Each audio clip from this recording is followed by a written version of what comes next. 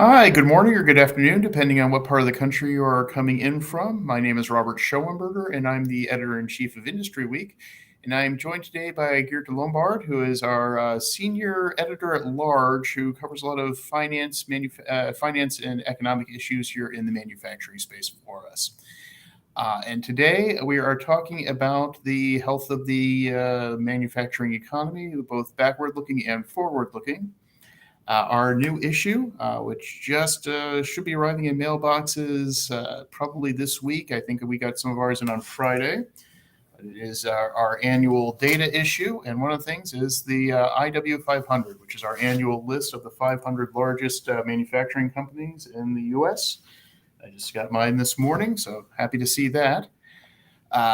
It's an interesting list. We put this together every year to look at how healthy the 500 largest publicly traded companies are. And it's always a mixed bag.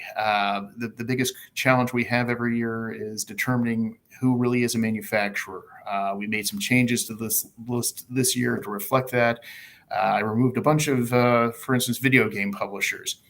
In the past, we considered them manufacturers because they produced their own packaging. They produced the actual discs that went inside those boxes and handled all the distribution. So they had a lot of challenge that were similar to other manufacturers, even if they were not primarily making their money off of making things. That industry has transitioned considerably over the past few years. Very little of what they're doing these days is anything that looks like manufacturing. They are generally distributing their materials online, and if they're doing any kind of publishing or packaging, it's on a contract basis with someone else doing that fulfillment. So we decided it was time to take those off the list. There's still some questionable companies. For instance, Microsoft we include because they make video game consoles and things like this. It is not their primary business. And Apple Computers has dominated this list for years because it is based on on revenues. And Apple brings in a lot of money. Very little of that money comes from manufacturing activities. Again, they outsource their iPhones. They do make their own computers, but that's a pretty small portion of their business.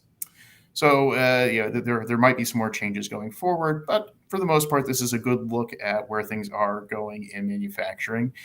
And the change from 2020 to 2021 was so dramatic that even if we'd left off some of those big tech names, it wouldn't have mattered. I'm going to show, first off, just looking at the revenue. And our 500 list is ranked by revenue. So it is just the 500 largest companies based on what they sold during the past year. And if you look at it, $6.5 trillion, 6.5, 6.5, we're rounding up, that leaves $42 billion off the table. It's $6.5 trillion worth of goods sold in 2021 versus 5.2 in 2020. To a large degree, that's not surprising. 2021 was this fantastic year where things were finally, manufacturers were finally able to deliver product again after the shutdowns of 2020. But the scale, again, is just really, really dramatic when you're talking about $1.4 trillion worth of more goods sold in 1 year by these publicly traded manufacturing companies.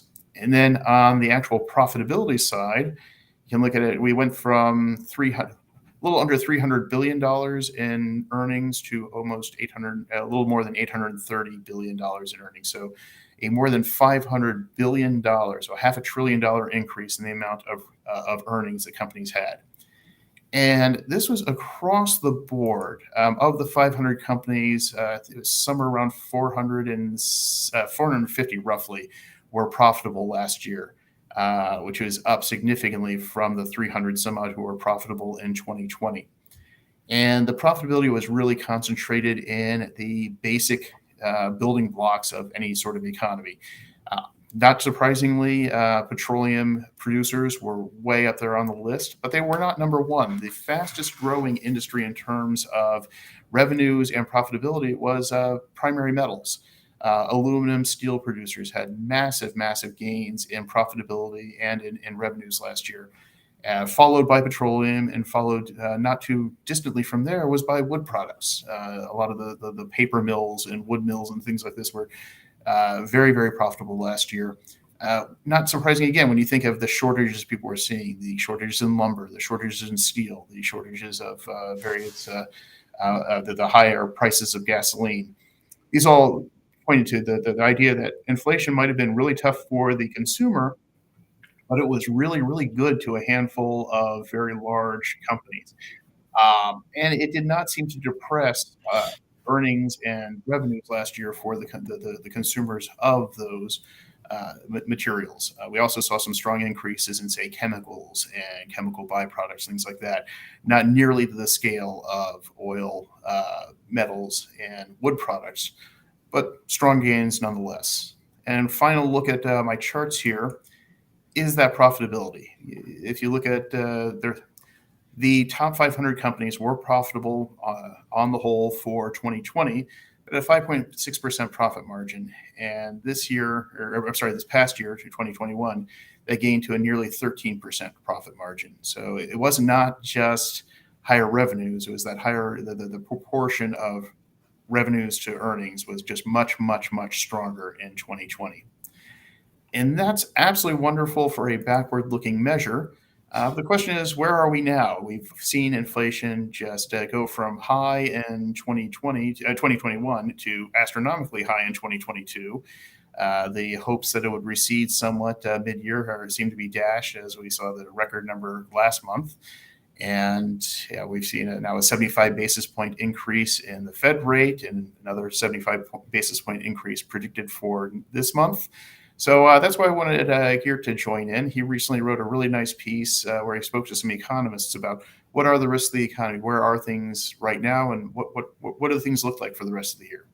So with that, Geert, can you share some of your thoughts? What have you been hearing and seeing?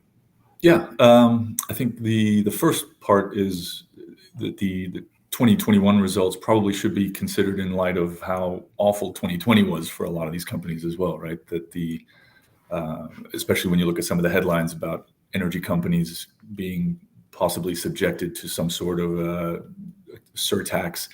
ExxonMobil lost something on the scale of $20 billion in 2020, and that was something that you saw across the industry. So 2021 was definitely a bounce back year. And by the end of the year and early into this year, I think you saw a lot of companies do two things, which was begin to figure out where they were after that whipsaw effect from 20 to 21, and then also figure out what the near-term noise is versus some of the underlying trends that are benefiting them, or maybe in some cases pushing against them. But I think what you're seeing and hearing from companies in the first quarter and the second quarter results and the conversations that they've had since is this idea that this part of the business cycle, however disrupted it's been, and Chris Kuhl, one of the economists I talked to, is the Armada CI, said, he used that word that we heard a lot in 2008, 2009, the black swan kind of,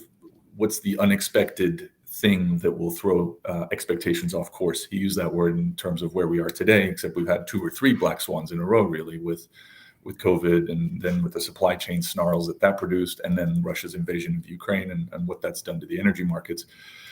But what you're seeing is companies kind of figuring out where they are and saying, we think things are settling down. Yes, inflation is to be dealt with. I would be surprised if a lot of them can continue to pass along the price increases the way they have. But at the same time, they still see demand for their goods. Numerous companies, Caterpillar being one of them, not that long ago, even a few weeks ago, said, if we had more stuff to sell, we could sell it. Our customers are still asking for things like that. And other companies have made similar comments. Trucking companies, a lot of them have said, if we had more trucks, we could take more bids from shippers. So it's things are settling down in that respect, in that they figure out the demand is still there. We have to work through the inflation. We have to work through the supply chain snarls still. But the underlying demand is still there. So while we're trying to work our way through the black swan events, you see and hear a lot of CEOs and CFOs begin to look a little further out. And these are the longer term trends that are doing well for us, whether it's the energy transition investment, whether it's reshoring that's providing a big boost to a lot of manufacturing companies as supply chains get shortened.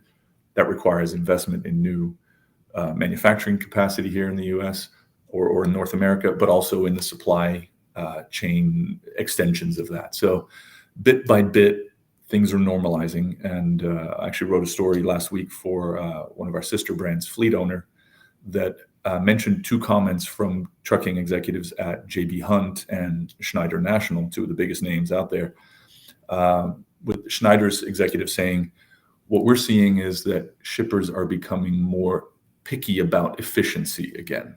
And during the abnormalities, the heights of the abnormalities during lockdown, or even after that, it was, we have an order, we need to get it out the door. Not so important to us right now if the truck isn't as efficiently packed as we would want it. That's changing. So you see shippers starting to pay more attention to the blocking and tackling of the day-to-day kind of activity that they want. And they want things to be efficient. They would rather have 2 trucks full of goods go out full than 4 with various percentages of occupancy. And then the JB Hunt given the diesel prices right now, not terribly surprising that efficiency's back on. Exactly. Your point about if we had more product we could sell, GM's Mary Barra just said that the other day about pickups. If they had more pickups, if they had more Silverados and Sierras, they could sell them. And that makes it one of the things I found really interesting about the conversation you had with The Economist was the sense that we're still dealing with this bizarre situation that the typical rules of an economic downturn and recovery are out the window. That typically when you go into a recession for whatever reason, spending goes down because incomes go down. Well, during COVID, we made the public policy supported kept most people collecting a paycheck either through enhanced unemployment benefits or incentives for companies to keep employees even when there wasn't as much work to do. So when we started coming out of things into 2021, there was this just massive backlog of consumer demand that had been built up. There were people couldn't go out and spend. They couldn't go to restaurants through most of 2020. They couldn't spend a lot of the money that they had coming in. So people had savings. They had liquid cash. They started converting into new cars, house improvement, home improvement projects, new computers, new this, new that. And we haven't exhausted that demand yet. So it's a very different situation than the typical downturn followed by a slow increase in productivity. Yeah. I wouldn't be surprised in terms of exhausting that demand that you just mentioned. I wouldn't be surprised if we start to hear this summer that things are again normalizing, for lack of a better word. That's the theme that I'm going to be really listening for in second quarter commentary. We saw the earnings warnings, or the earnings warnings based on inventory issues from Walmart and Target, who said that consumers had shifted their behavior a little bit, and that goods that had taken just that little bit longer, again because the supply chains are still messed up in many ways, had taken longer to get there, had missed their seasonal window, and now there's not the demand for them. I think we'll see some more of that. But at the same time, different parts of the economy are moving at different speeds in a way that I don't know that we've seen very often before, right? It's the one interesting comment or one question that I asked the economists about was the fact that because many manufacturers and industrial companies haven't been able to invest as much as they want to in capacity because of supply chain shortcomings, that maybe that has kept the cyclicality that we would naturally see down a little bit, that we haven't seen excess investment and spending that we would then consequently have to just basically eat in a downturn. And does that smooth out the business cycle a little bit for the manufacturing economy here? However, the consumer economy moves, and it is slowing. We can see that, right? That there are parts that interest rates are, have already slowed the housing market to a crawl. That has knock-on effects on spending on furniture and yard materials and things like that. And you're seeing it elsewhere as well in terms of the financial tightening having an effect. But many corporate balance sheets are in really, really good shape. You mentioned you had the slide with the profit margins. There is a buffer there that even if profit margins come down from 12.7 this year, they're still going to be in fine shape. And so are companies on the industrial side of the economy a little more steeled to weather whatever downturn there is and just kind of ride it out? And will that downturn not be as extreme because they haven't been able to invest in the capacity that they might have otherwise? Those are kind of things that I'm really going to be paying attention to as to what executives are saying about that here in the next couple of months. Do they feel good about the smoothness of growth as opposed to the ups and downs of it, and how are they allocating their capital in light of that? And it's also interesting, the idea that there has to the basis points to increase, the Fed rate increases that we've seen are designed to do one thing, which is to cool demand. You'd ask the economists, how much can companies insulate themselves from this? And well, the more they insulate themselves, the longer the inflation stays high. So if our goal is to, if the Fed's goal is to reduce inflation, eventually we need to start passing. We need to pass all those costs over to consumers, but hopefully that the demand will lower enough to the point where prices stabilize. That's a tough thing. That means it is going to get harder in the short term. Mm-hmm. We're not going to see this immediate change. We need to right the markets, and it's going to take. Sounds like it's going to take some time. I don't think anyone's looking at 2% inflation by the end of the year at this rate, but who knows? No. And even after the Fed's 75 basis point hike last week, you had some economists speak up and say that they really didn't need to do that. And granted, the financial markets are freaking out, which is what financial markets do, right? Fear and greed.